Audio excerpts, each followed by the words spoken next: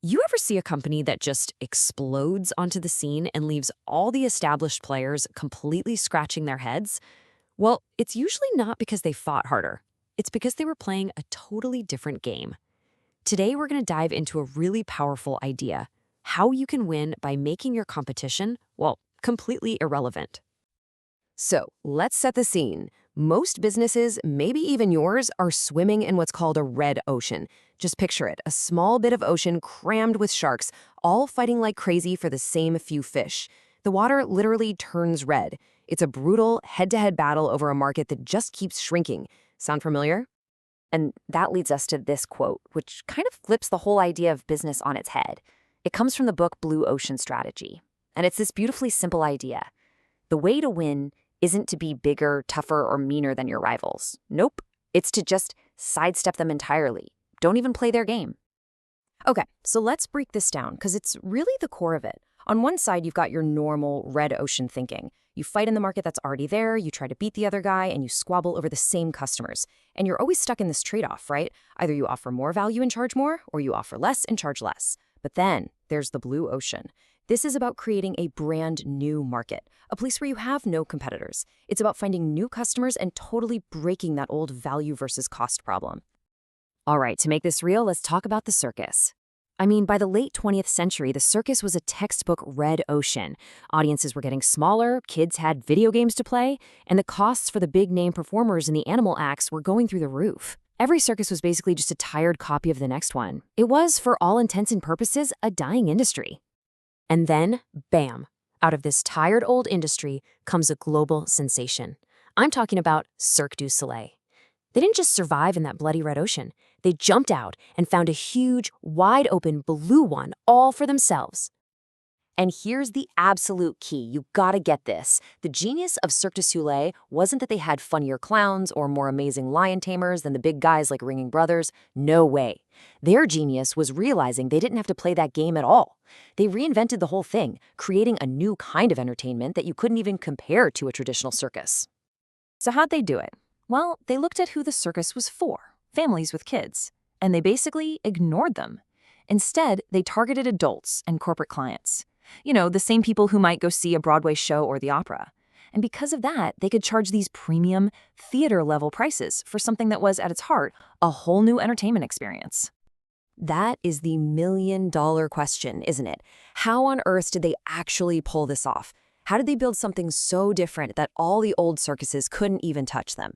Well, the answer is in this core concept at the heart of the whole strategy. It all comes down to this one powerful idea: value innovation.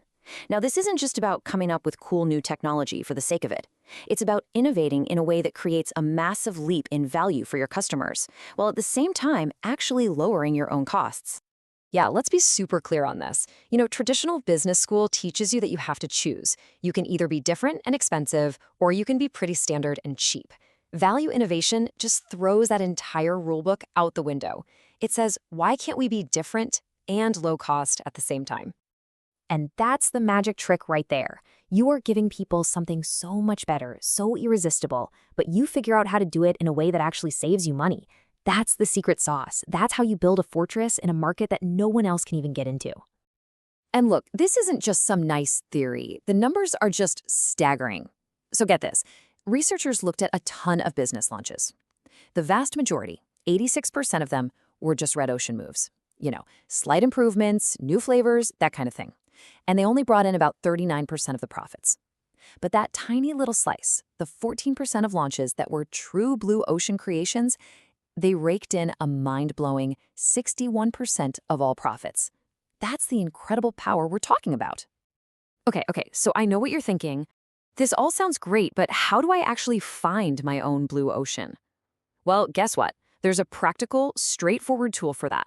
It's called the 4 Actions Framework, and it's designed to help you completely rethink your industry. So let's use Cirque du Soleil as our guide here. First up, what did they eliminate? They got rid of the super expensive stuff, star performers, and animal shows. Just gone. Next, what did they reduce way below the industry standard? Things like the slapstick humor and some of the raw, dangerous thrills. Then, what did they raise to a whole new level? The venue itself. The tent became this unique, glamorous experience. And finally, the big one, what did they create that the circus had never offered before? A theme, artistic music and dance, multiple productions, just like you'd see in a theater. Let's just focus on that eliminate part for a second. Traditional circuses were pouring a fortune into animal shows. Cirque du Soleil just said, nope, we're not doing that. And in that one move, they slashed their costs and they dodged what was becoming a huge public relations nightmare, which made them way more attractive to a modern audience. Now, let's flip it around and look at what they created. A normal circus was just a random collection of acts. But Cirque? They created an artistic theme. They wove everything together into a story. That added a layer of sophistication and value that their new adult audience absolutely ate up. Now, you might be thinking, sure, this works for something artsy like a circus, but what about a normal business? Well, that's what's so cool about this framework. It works everywhere. Let's take a look at a totally different world, the wine industry. I mean, the wine world was the ultimate red ocean, right? All this snobbery, complicated language. It was super intimidating for most people. So what did Yellowtail do? They eliminated all that confusing wine jargon. They reduced the complexity and the overwhelming number of choices. And then they created something new, an easy drinking wine with a vibe that was all about fun and adventure. They made buying wine simple and not scary, opening the door to millions of people who felt totally left out before. So when you actually pull all of this off, what does a powerful blue ocean strategy look like out in the real world? Well, it turns out there are 3 key signs you can always spot. First, it has focus. The company isn't trying to be the best at everything. They pick a few things and they just nail them. Second, it has divergence. I mean, their whole strategy just looks and feels completely different from everybody else. And third, it has a compelling tagline. Their big idea is so clear you can explain it in a single, punchy sentence. And here is the perfect example of that tagline, Southwest Airlines. They created their blue ocean by competing with car travel, not really other airlines. And their tagline says it all, the speed of a plane at the price of a car. Boom! It's simple, it's powerful, and it tells you their entire business model right there. And just so you know, all these amazing ideas we've been walking through today, they come from the groundbreaking work of W. Chan Kim and Renée Mauborgne in their bestseller, Blue Ocean Strategy. Seriously, if you find this stuff interesting, it is an absolute must-read.